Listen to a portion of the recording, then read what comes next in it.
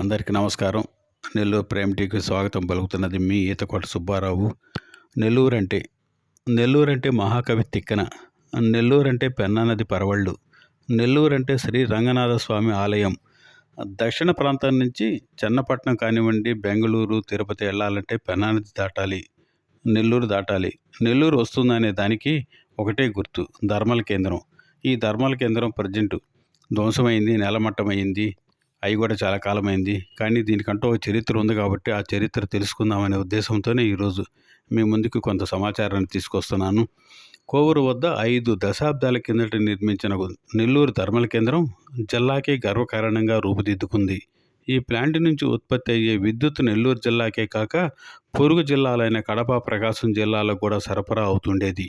కోవూరు మండలం పడుగుపాటి పంచాయతీలో 1962లో ఈ ధర్మల కేంద్ర నిర్మాణాన్ని ప్రారంభించారు. దీని నిర్మాణానికి 48 కోట్ల రూపాయలు ఆ రోజుల్లోనే ఖర్చు పెట్టారు.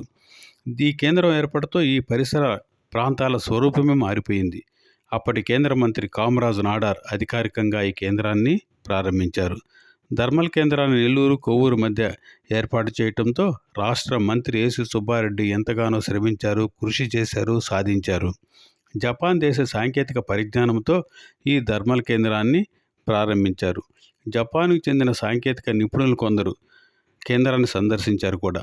ఈ కేంద్రంలోని యంత్రాల జీవితకాలం పూర్తయిన ఇంకా పనిచేస్తుండటం వారిని ఆశ్చర్యపరిచింది. 1991లో 5,30,00,000 రూపాయల వ్యయంతో కాలుష్య నివారణ యంత్రాలను కూడా ఇక్కడ ఏర్పాటు చేశారు.